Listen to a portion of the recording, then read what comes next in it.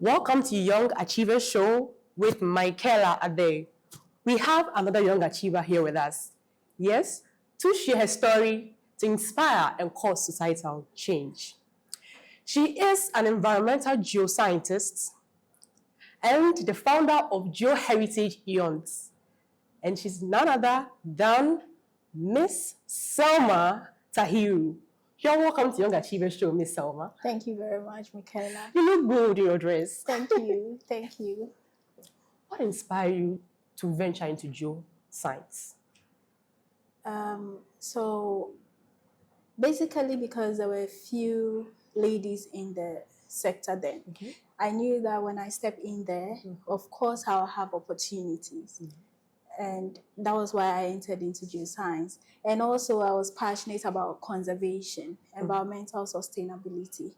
So that was what drove me to be an environmental geoscientist at first, yeah. Were there any challenges in a male-dominated field, and how were you able to overcome these challenges?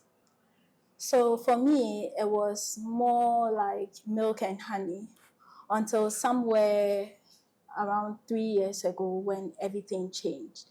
I started facing my challenges. The lack of mentorship for me drove me wild. How can I be in a field and I don't have a mentor? I don't have who to call or who to run to in terms of technical advice and all that, especially where I work. But then I had lecturers from outside who would give you advice. But in the sector where I work, it was difficult to get a mentor. And that was what drove me to. You mentioned mentorship. That was your time. Do you think mentorship in our current time, has it increased or it's the same level? Well, I'm still in your current time. And I'll say that the story might be different for everybody. So for some, of course, they might have good mentorships. They might have good mentors around them. And for others, they don't even know what it means to be mentored. So yes, I'm still in the time. Well, your baby, that call it your baby. Yeah, it's my baby. GeoHERitage Eons. Wow, what a lovely lunch it was. And I was privileged to be there. Thank you. What inspired you to come to start or establish GeoHERitage Eons? Okay, so first off, I attended a program in Botswana last year, and the program was on geoheritage. Now, the problem was that in Africa, we only have 2 UNESCO global parks out of 177 and still counting. And 2, that's way too low. And I felt that I needed to pick this up. We had to do something about it. Okay. Secondly, also, it was about getting more women into the field of geoscience. And the ones already in it, giving them the opportunity to meet mentors, to, just build their capacity. So these were the things that informed me on why I should start something like GeoHERitage Eons.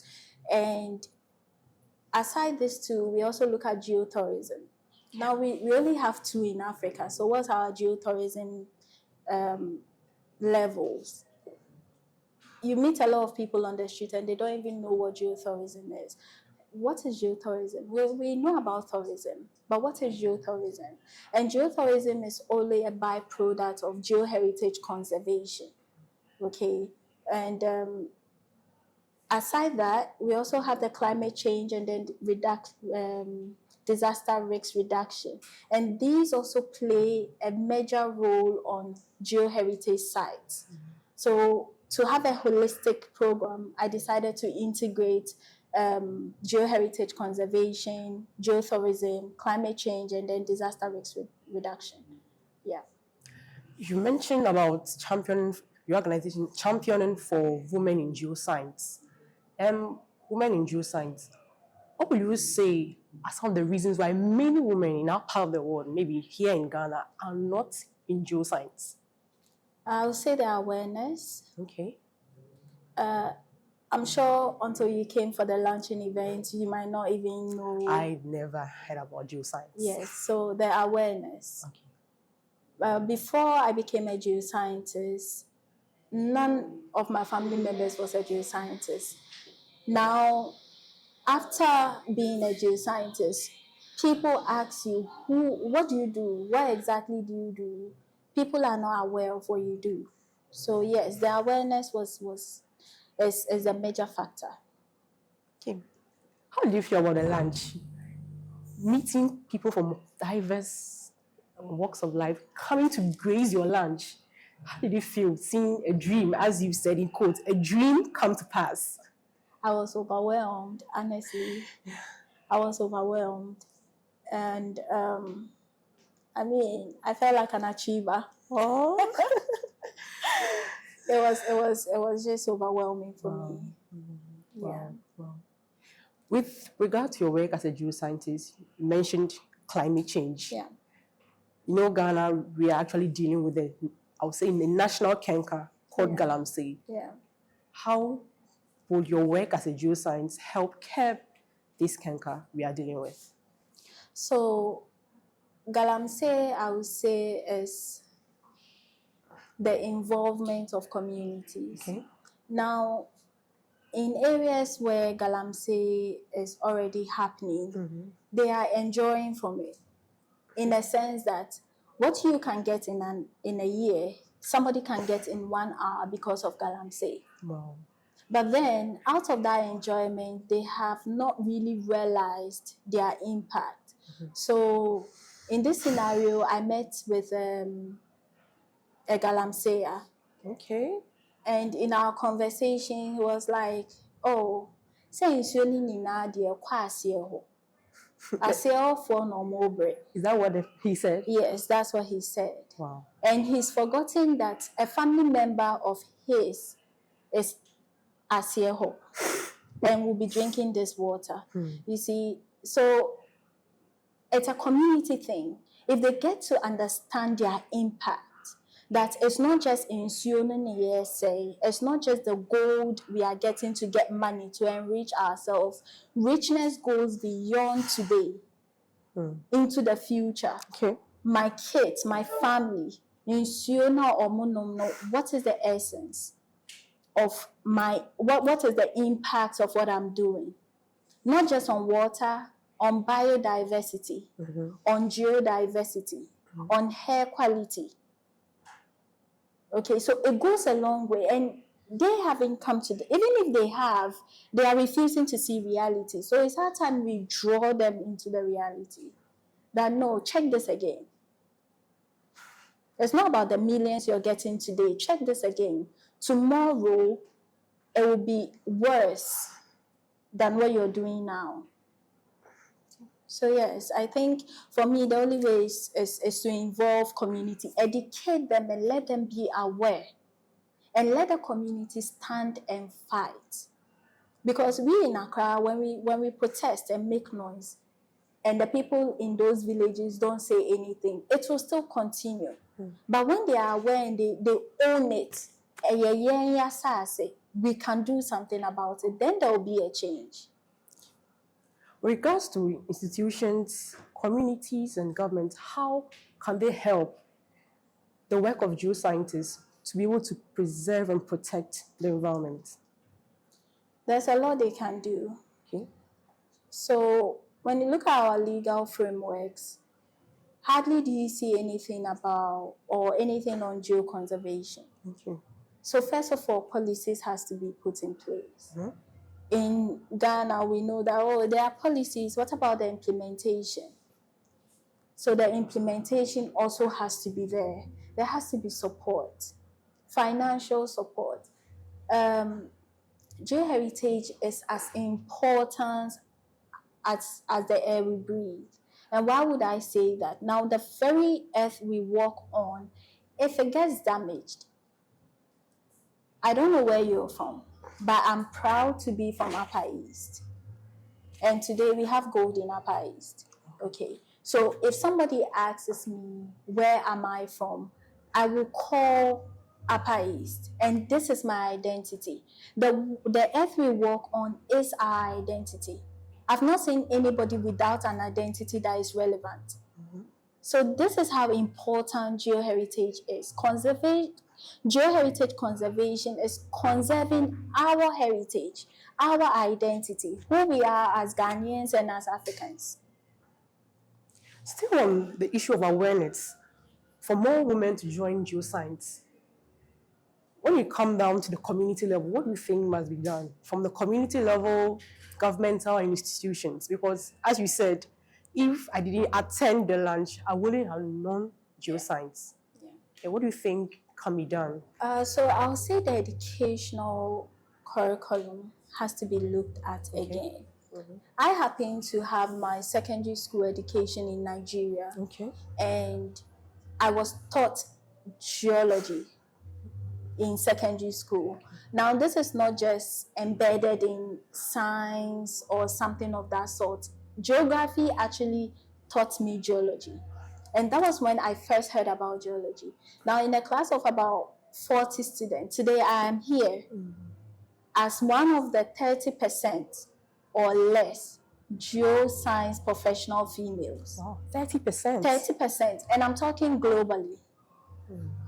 I'm talking globally. So if education can actually get me into geoscience, there can be a lot that can be done with our educational system. I think it begins there. Internship is also another problem. Now, from secondary school, education has taken care of it. It has introduced you to geoscience. You go to the university and then you want to do an internship and you have to go and pay money to be able to do internship.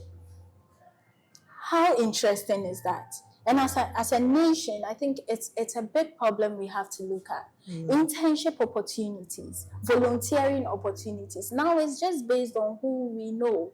But this young talent have a lot to contribute, even to institutions and to Mother Ghanas at large. So I think that institutions should give this young talent an opportunity. They shouldn't just go there and sit down and run errands. We can make use of them. This is quote and unquote free labor. Free labor. We can actually harness that talent, harness that freshness, and get a lot out. After the lunch, what's next for GeoHERitage Eons?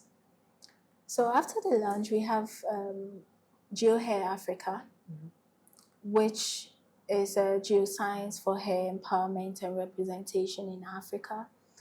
This is a program that consists of several projects, including mentorship, awareness, internship, training opportunities, basically capacity building.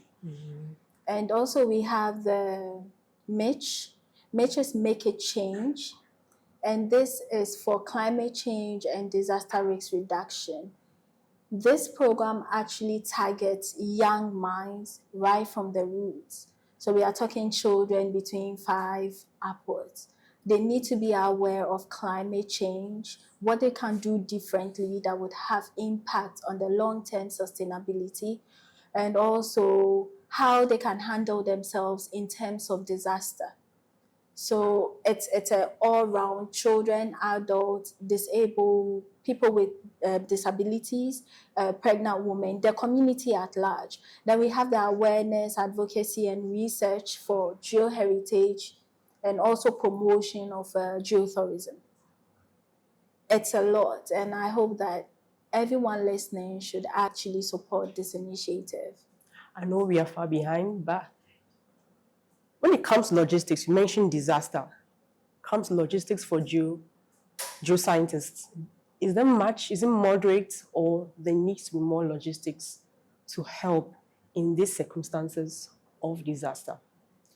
I think the need for more awareness, more education, the need for technology. I'm sure in this room, if we ask people, what do you have to do when there is an earthquake? Most people will be found wanting. the best thing that can come to mind is, oh, I'll run. But there's a lot that has to go into you just running, because you might be running into your death. But just an education can save a life, and that's why we stepped in. Also, the collaboration of institutions when it comes to disaster. We might not have the funds, the money yet, but yes, we have the voice to teach, to educate, and to raise awareness. So there's a lot that can be done from you, from me as individuals, and from government on that level. Yeah. Thank you so much. I really, really enjoyed. I wish I would have asked maybe tons of questions. But before we go, how can institutions, maybe individuals and organizations partner, sponsor, and maybe have a number that maybe you can give out to even maybe get to call you and collaborate and do something?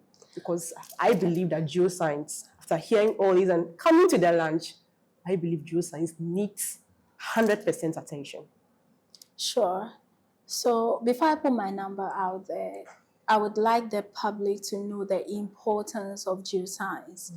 We were first colonized because of our mineral resources, and this shows how important it is. Today, when you look at our foreign exchange, the mineral resources is giving over 40% contribution to it. When you look at our GDP, it's doing a lot. Petroleum and mineral resources is just too much for us. You know, it's the edge of our economy. And I think that we should support. First off, not because it's just about geoscience, but because it's about an environment you're part of. You're helping to safeguard an environment you're part of, and you're helping for sustainability in future. So yes, the telephone number you can actually reach me on is 0249 396785. I believe after here, my emails and other things will be showing on the screen. Hopefully, but I want you to say that again, that it's not just about geoscience, but about the environment. Please say it again. So yes, as supporting GeoHERitage Eons, it's not just supporting geoscience, but it's supporting the environment that you are part of for now and for future.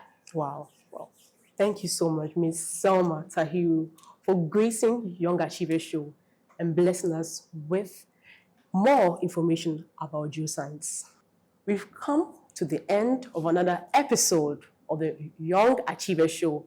Don't forget to keep up with our previous episodes on Ghana News Guide YouTube channel. Keep following us. See you in the next one.